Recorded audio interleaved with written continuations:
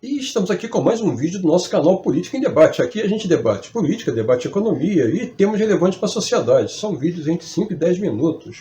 E estamos compartilhando o vídeo da DW que faz um balanço do que realmente aconteceu com os golpistas que invadiram o Capitólio em 6 de janeiro de 2021, instigados pelo presidente Trump para evitar, então, a confirmação do presidente Joe Biden como presidente dos Estados Unidos. Foi uma incitação clara, uma participação ativa do Trump. Ele já praticamente não volta mais à vida política se a recomendação dos comitês que avaliaram a conduta dele for realmente aceita ao final do processo. São milhares de pessoas envolvidas nisso, aproximadamente 2.000, um número muito parecido com os 1.835 que a Polícia Federal fez um balanço, o último balanço agora mais recente. E aí a gente pode ver bem, fazendo um paralelo entre o Trump nos Estados Unidos e o Bolsonaro aqui. O paralelo é perfeito e eu espero que a punição seja também exemplar. Em 6 de janeiro de 2021, uma horda de apoiadores do então presidente Donald Trump invadiu o Congresso americano. Era uma tentativa de impedir que os legisladores certificassem a vitória do presidente eleito, Joe Biden. Um ato de terrorismo interno, segundo o FBI. Uma tentativa de golpe de Estado, segundo muitos especialistas. Mas o que aconteceu com os invasores do Capitólio depois disso? É o que eu vou explicar nesse vídeo.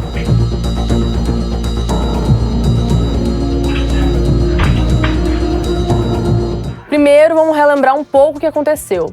Nos dias 5 e 6 de janeiro, milhares de apoiadores do Trump se reuniram em Washington para defender uma mentira espalhada por ele, a de que a eleição havia sido roubada pelos democratas. E parte deles tentou levar essa suposição às últimas consequências. O Trump estava em Washington em 6 de janeiro. Ele participou de um comício em que não só repetiu as mentiras sobre a eleição roubada, como também incitou os apoiadores dele a lutarem para defender o país. Depois do discurso, milhares deles foram até o Capitólio, prédio que é a sede do Congresso. Eles não só depredaram o prédio, como agrediram policiais e jornalistas e foram atrás de congressistas com a intenção de linchá-los. O principal alvo da horda era o vice-presidente Mike Pence, que presidia o Senado. Horas antes, o Trump tinha apelado para o Pence impedir a posse do Biden, o que não estava, de fato, dentro dos poderes do vice-presidente. O Trump escreveu no Twitter que o Pence não teve a coragem de fazer o que tem de ser feito.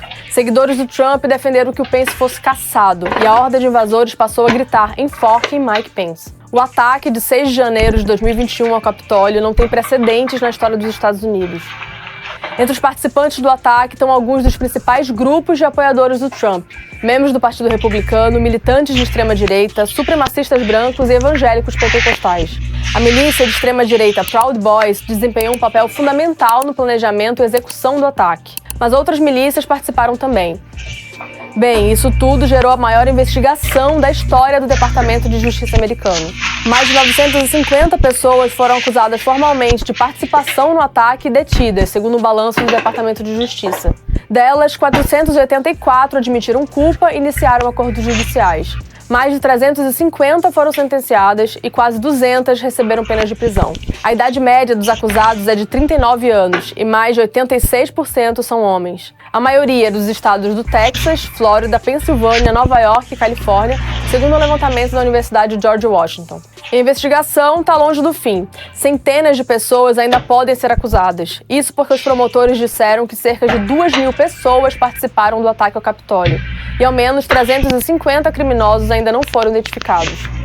Os crimes apontados pelos investigadores são variados. A maioria dos acusados até aqui cometeu delitos menores, como entrar em local proibido. Nesses casos, a sentença máxima é de 6 meses de prisão, o que significa que muitos passaram apenas algumas semanas na cadeia ou até mesmo nem foram presos. As sentenças mais leves foram as primeiras a serem conhecidas. Nos casos mais graves, as sentenças ainda não foram determinadas. O crime mais grave nas acusações é conspiração para sedição, ou conspirar para derrubar o governo. 18 pessoas foram acusadas disso, 11 delas da milícia extremista Oath Keepers e outros 7 membros dos Proud Boys. Um dos condenados por esse crime é Stewart Rhodes, o fundador da Oath Keepers. Ele pode receber sentença de até 20 anos, considerando todos os crimes de que é acusado. John Schaefer, outro fundador dessa milícia, optou por um acordo judicial e pode receber pena de prisão de até 30 anos. Mais de 280 pessoas foram acusadas de atacar um policial ou de resistir à prisão.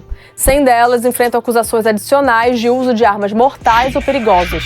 5 dos acusados de atacar policiais são membros do grupo nacionalista branco America First.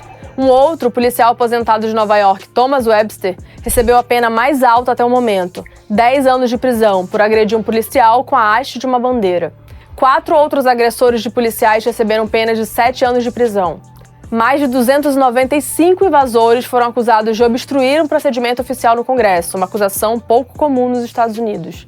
Entre os condenados está um que ficou conhecido por causa de uma imagem que rodou o mundo. Jacob Chansley, o xamã do QAnon, foi sentenciado a 3 anos e 5 meses de detenção. Na invasão, ele vestia uma espécie de cocar com pelos de um animal e chifres de búfalo, estava sem camisa e com o rosto pintado de azul, vermelho e branco. O Chansley é um adepto e promotor da teoria da conspiração QAnon, que afirma que o Trump luta contra uma conspiração de democratas pedófilos e adoradores do demônio. Mas e o Trump? Um comitê da Câmara dos Representantes para investigar o ataque foi formado e encerrou os trabalhos em dezembro de 2022. O comitê concluiu que o Trump desempenhou um papel central na insurreição e que nenhum dos acontecimentos do dia teria ocorrido sem ele. O Trump foi acusado no relatório final de incitar a uma insurreição e de conspirar contra os Estados Unidos ao encorajar os apoiadores a tentar reverter o resultado da eleição de 2020. Por isso, o comitê recomendou que o Trump seja proibido de voltar a ocupar cargos públicos e que o Departamento de Justiça o processe criminalmente.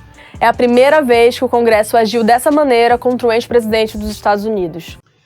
E se você chegou até aqui no nosso vídeo, deixe seu like e siga o nosso conteúdo. Até a próxima!